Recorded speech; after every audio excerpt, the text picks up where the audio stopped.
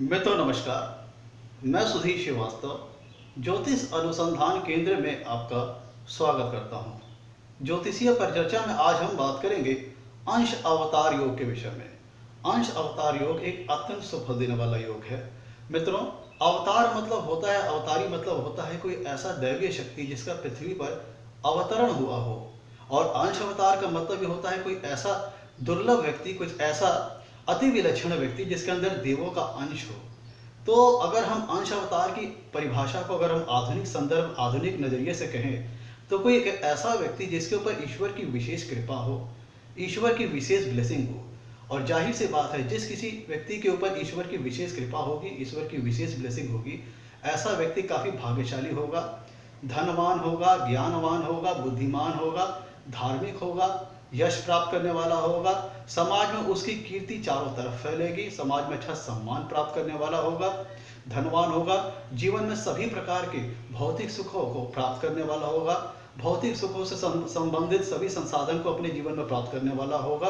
तो अंश अवतार योग एक ऐसा योग है, जिन लोगों की कुंडलियों में अंश अवतार योग होता है, ऐसे लोग आजीवन भाग्यशाली रहते हैं, ज्ञान का भंडार होते हैं, और उनके पास लक्ष्मी का भी वास होता है। कहने का मतलब ऐसे लोग काफी ज्ञानवान होते हैं, साथ ही साथ धनवान होते हैं, और उनकी यश कीर्ति समाज में चारों तरफ फैलती है। दर्शन शास्त्र में उनकी विशेष रुचि होती है, दर्शन शास्त्र से संबंधित विषयों में उनकी विशेष रुचि होती है। कहने का मतलब ऐसे लोग फिलोसफर टाइप के होते हैं, धार्मिक होते हैं, विद्वान होते हैं, सभी प्रकार के सुखों के संसाधन को अपने जीवन में प्राप्त करने वाले होते हैं। आइए अब हम बात करते हैं कि अंश अवतार योग की कुंडली में परिभाषा क्या है, अंश अवतार योग कुंडली में बनता कैसे है। तो मित्रों, सबसे पहले मैं आपको बताऊं कि अंश अवतार योग जो होता है वो चर लग्न वाली कुंडलियों में बनता है। अंश अवतार योग जो होता है कुंडली में चर लग्नों में बनता है। चर लग्न कौन कौन से होते हैं? मेष लग्न, कर्क लग्न, तुला लग्न और मकर लग्न। ध्यान दीजिएगा, अंश अवतार योग कुंडली में चर लग्न वाली कुंडली में बनता है। और चर लग्न कौन कौन से हैं? मेष, कर्क, तुला और मकर। इसके बाद अगली कंडीशन ये है कि कुंडली में गुरु, शुक्र और शनि, गुरु, शुक्र और शनि कुंडली के केंद्र भाव में स्थित होने चाहिए। गुरु, शुक्र और शनि कुंडली में किसी केंद्र भाव में स्थित होने चाहिए। केंद्र भाव का मतलब कुंडली के पहला भाव, चौथा भाव या सातवां भाव या 10वां भाव। तो इसकी जो सेकंड कंडीशन है परिभाषा की, वो है कुंडली में गुरु, शुक्र और शनि कुंडली के किसी केंद्र स्थान में होने चाहिए। चाहे वो साथ में होने चाहिए, चाहे वो अलग अलग होने चाहिए। कहने का मतलब गुरु, शुक्र, शनि चाहे युति में हो और चाहे केंद्र स्थान में अलग अलग हो। और तो कहने का मतलब यह कि गुरु, शुक्र, शनि चाहे साथ में चाहे अलग अलग कुंडली के किसी केंद्र स्थान में होने चाहिए। मतलब चाहे पहले भाव में, चाहे चौथे भाव में, चाहे सातवें भाव में, चाहे 10वें भाव में। और तीसरी कंडीशन ये है कि गुरु, शुक्र, शनि तो केंद्र स्थान में होने ही चाहिए, चाहे वो साथ साथ हो चाहे अलग अलग हो। साथ ही साथ तीसरी कंडीशन ये है कि शनि कुंडली में उच्च राशि का होना चाहिए। तो जो अंश अवतार योग बनने की 3 कंडीशन हो गई। पहली कंडीशन हो गई कि चर लग्न वाली कुंडलियों में बनेगा, मेष, कर्क, तुला और मकर। दूसरी कंडीशन ये हो गई कि गुरु, शुक्र और शनि कुंडली के किसी केंद्र स्थान में स्थित होने चाहिए। ये चाहे साथ साथ हो चाहे अलग अलग हो। केंद्र स्थान कौन कौन से? कुंडली का पहला भाव, चौथा भाव, 7वां भाव और 10वां भाव। तीसरी कंडीशन है साथ ही साथ शनि केंद्र में तो स्थित होगा, गुरु, शुक्र और शनि तो साथ में केंद्र में स्थित होंगे। साथ में तीसरी कंडीशन यह है कि शनि कुंडली में अपनी उच्च राशि का होना चाहिए। अगर ये तीनों कंडीशन कुंडली में पूरी हो रही है, इसका मतलब कुंडली में अंश अवतार योग का निर्माण हो रहा है। और अगर ऐसा हो रहा है तो ऐसा व्यक्ति आजीवन भाग्यशाली रहेगा, धनवान रहेगा, ज्ञानवान रहेगा। ध्यान दीजिएगा, गुरु, शुक्र और शनि केंद्र स्थान में आने का अत्यंत बलवान हो जाते हैं।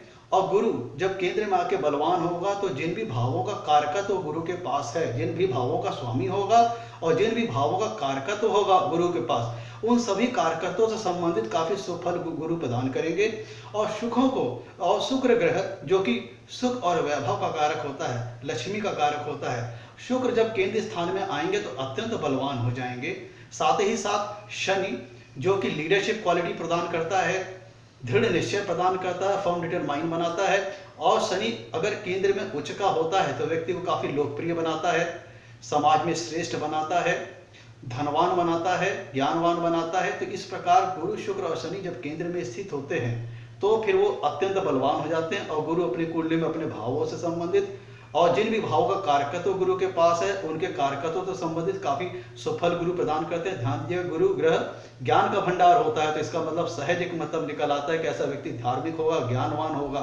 गुरु के पास जिन भी भावों का कारकत्व है उनसे संबंधित काफी सुफल प्रदान करेगा। शुक्र ग्रह जो होता है वो सुखों और वैभव का कारक होता है, लक्ष्मी का कारक होता है। शुक्र के केंद्र में आने का मतलब शुक्र काफी बलवान हो जाएगा। ऐसी स्थिति में व्यक्ति के पास आजीवन भौतिक सुख से संबंधित सभी संसाधन मौजूद होंगे, वो धनवान होगा, लक्ष्मी उसके पास अच्छी मात्रा में होगी।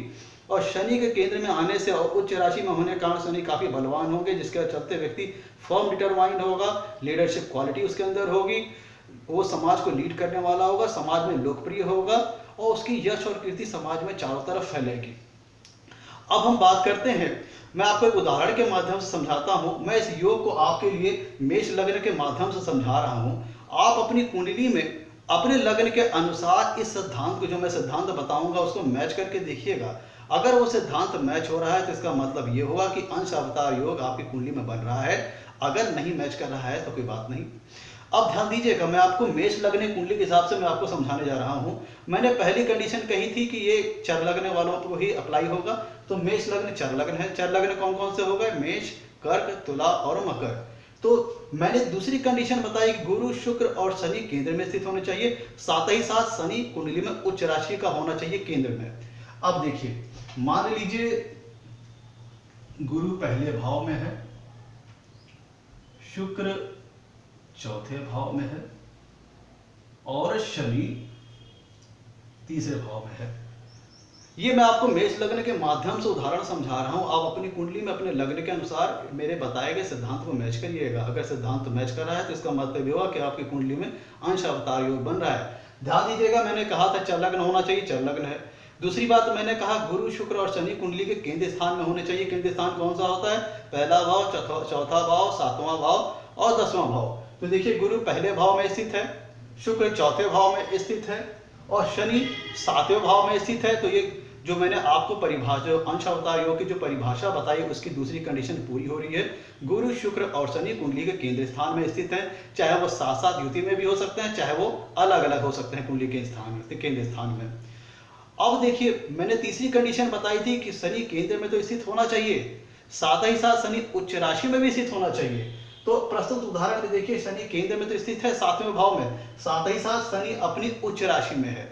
तो इस प्रकार से अंश अवतार योग बनने की जो तीसरी कंडीशन है वो भी पूरी हो रही है। तो इस हिसाब से इस कुंडली में अंश अवतार योग का निर्माण हो रहा है। अब अंश अवतार योग का 100% फल कब मिलेगा? अंश अवतार योग का 100% फल तब मिलेगा जब कुंडली में लग्न और लग्नेश बलवान होगा।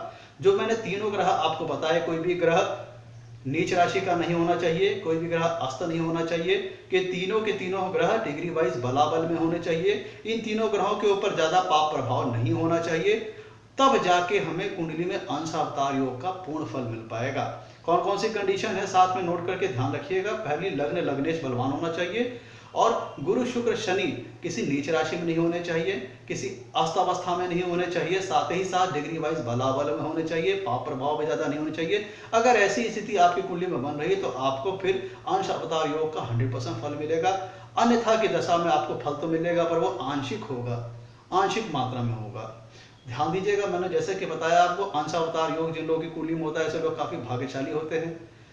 गुरु के चलते ज्ञान का भंडार होते हैं, शुक्र के चलते धनवान होते हैं, लक्ष्मीवान होते हैं, शनि के चलते लोकप्रिय होते हैं, फर्म डिटरमाइन होते हैं, उनकी यश कीर्ति समाज में चारों तरफ फैलती है। ऐसे लोग धनवान होते हैं, ज्ञानवान होते हैं, समाज में उनकी यश कीर्ति चारों तरफ फैलती है, ख्याति प्राप्त करते हैं और ईश्वर में उनकी विशेष निष्ठा होती है, फिलोसफर होते हैं, दर्शन शास्त्र से संबंधित विषयों में उनकी विशेष रुचि होती है, वाक्य कौशल में निपुण होते हैं, बातचीत की कला में निपुण होते हैं और गुरु के कारकत्वों से संबंधित, गुरु के सभी भावों से कारकत्वों से संबंधित उसको सुफल प्राप्त होता है। और शुक्र के भी पास जिन भी भावों का कारकत्व है, जिन भी भावों का स्वामी है, उनसे संबंधित जातक को काफी सुफल प्राप्त होता है। शनि भी जिन भावों से संबंधित का स्वामी है, उनसे संबंधित जातक को सुफल प्राप्त होता है, और जिन भी भावकों का कारक शनि के पास, उनसे संबंधित भी जातक को सुफल प्राप्त होता है। तो मित्रों, ये थी अंश अवतार योग की परिभाषा। मैंने जो सिद्धांत बताया वो मेष लग्न के हिसाब से बताया। आप अपनी कुंडली में अपने लग्न के हिसाब से देखिएगा। अगर सिद्धांत मैच कर रहा है तो आपकी कुंडली में अंश अवतार योग का निर्माण हो रहा है। मित्रों, आज के लिए इतना ही। आपसे कहना है मेरे वीडियो को लाइक करें, मेरे चैनल को सब्सक्राइब करें, ताकि मेरे आगे आने वाली वीडियोस को आपको जानकारी मिल पाए। धन्यवाद।